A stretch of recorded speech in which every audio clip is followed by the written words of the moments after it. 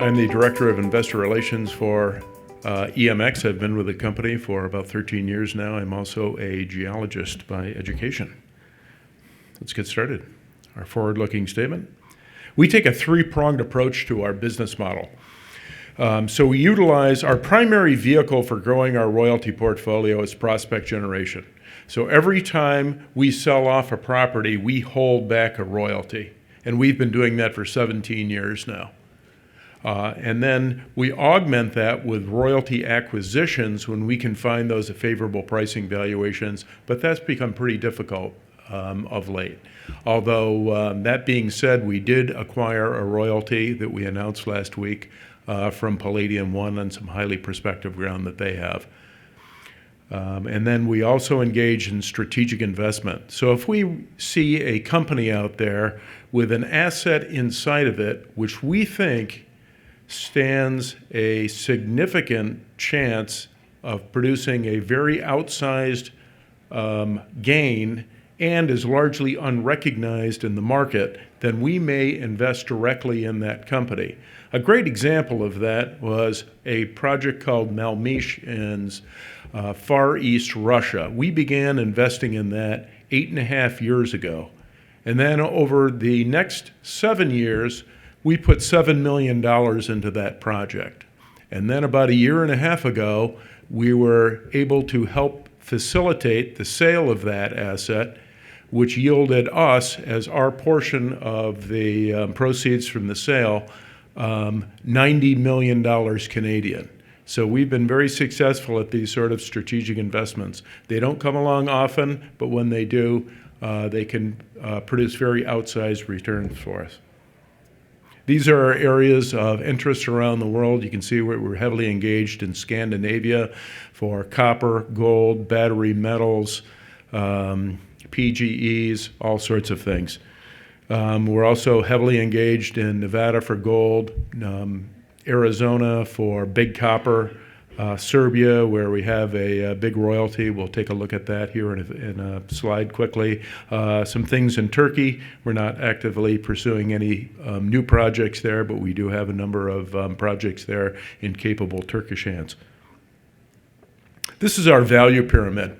So if you take a look at the bottom part of the pyramid there, the blue, that's where we've acquired the properties. We do some basic inexpensive explorations on there, i.e. things like geophysics or surface or near surface explorations, i.e. we don't do much drilling. That's very expensive. We look for our partners to do that. So the properties in the lower part of the pyramid are available for sale to potential partners. And then once we sell that and it goes up into the lighter blue portion of the pyramid, we're no longer writing checks on that property. That is off our books at that point in terms of funding it. Our partners are funding that, and we hold a royalty on that. And then further up the pyramid, it goes into resource delineation and then ultimately into production, where we capture a production royalty from that. Just to give you some idea how things are divided up within the company. Geographically, and this is strictly done on acreage, most of our property holdings are in the U.S. I think we are the second largest landholder of mineral rights in the state of Arizona, which of course is a huge copper province. In Sweden, I think we are the largest or second largest mineral rights holder in Sweden, perhaps behind Boliden. And then we're a large landowner or mineral rights holder actually in Norway. And then commodity breakup is copper and gold, which have traditionally been our areas of expertise commodity-wise, but we're also engaged in polymetallic and base metal and battery metal assets. And then we've got about 45% of our properties available for partnership, and then about 48% of those properties are in royalty status, and then you can see the smaller portions of the pie there. These are our list of partners around the world, which include Newmont, Rio Tinto, Anglo American, HUD Bay, South 32, and so on. So you can see that we're in bed with some of the largest mining companies in the world. And so some of the largest mining companies are all the way down to small Canadian juniors. So we have a lot of customers for our properties out there, and we like that. We like being in bed with the majors. They supply us with a lot of intellect. They have a lot of expertise and a lot of advanced geophysical techniques that work to our advantage. And then the small Canadian juniors, they commonly come into our partnership by paying us with shares, and then a lot of times those shares will appreciate and we can realize that capital gain. Our top shareholders are EMX employees, directors, and management, and so on. Stevens Asset Management, that's Paul Stevens, the billionaire out of San Francisco and very successful venture capitalist. And then Newmont owns about 6% of our shares, and then Sprott Global. And that's Sprott funds. That does not include Sprott client accounts that Rick Rule and so on would have, which is another 15 or 20%. Adrian Day Asset Management is about 2.3%. Antofagasta, the big copper producer out of Chile, is about 1.7%. And then Frank Holmes at U.S. Global Investors. Once again, I'll mention that we've been around for 17 years now, and if you look at our share structure, we've only got less than 83 million shares outstanding and about 90 million fully diluted, so we're very careful about share issuance. We have done one private placement, which was only $5 million in about the past 9 years. Cash, we've got, as of September 30th, this is a little bit smaller number now because we've executed a number of deals in the intervening period. We have about $74 million and then about $4 million in securities. In cero Strategic Investment, this is a deal that we just announced. This is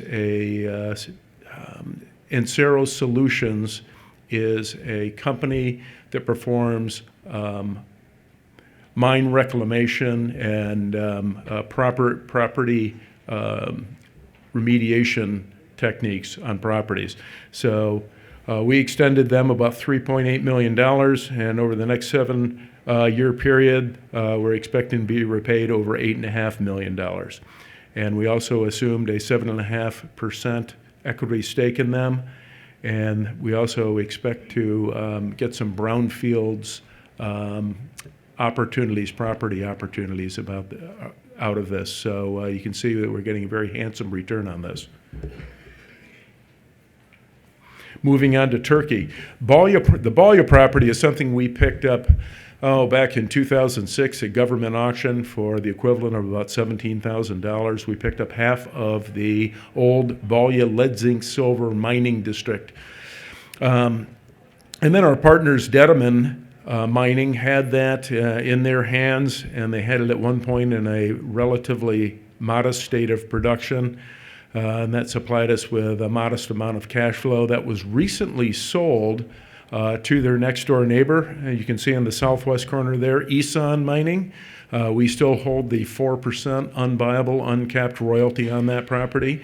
And Isan is going to take this into a elevated state of production. We think this will be providing us with a couple of $1 million a year in royalties in the not too distant future. We probably think we're about a year off on that as they perform more drilling. They've got about 70,000 meters of drilling into it now, and then they're going to put in a decline into the property and really go at it hammer and tongs.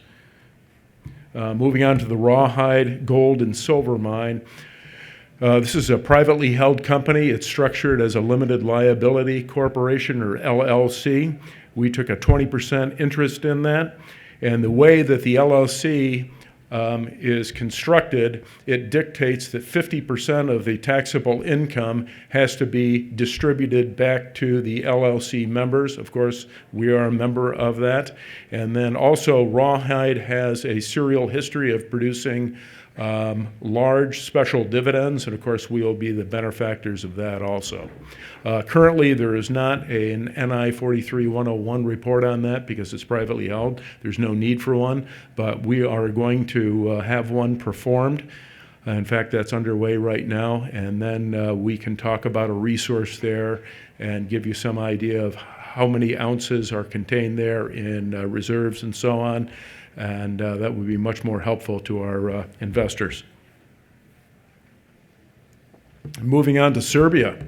So Timok, or Kukuru Peki, is one of the largest ongoing copper gold discoveries in the world, and that is being advanced through production right now by Zijin out of China, one of the largest mining companies in the world.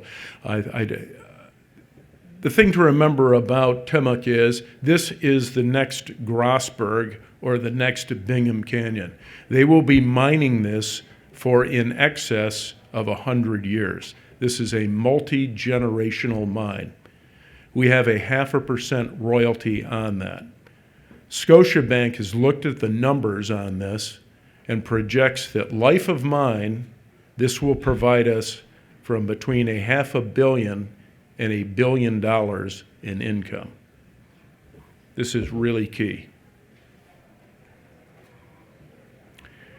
And then here's people to contact if you have any questions about EMX, but I will leave you with one final remark. In the past year, David Cole, the founder and CEO of EMX Royalty, has bought in excess of 670,000 shares of stock. In the past week, he's bought over 40,000 shares of stock. And I'll leave you with that. In there, there is a message. Thank you.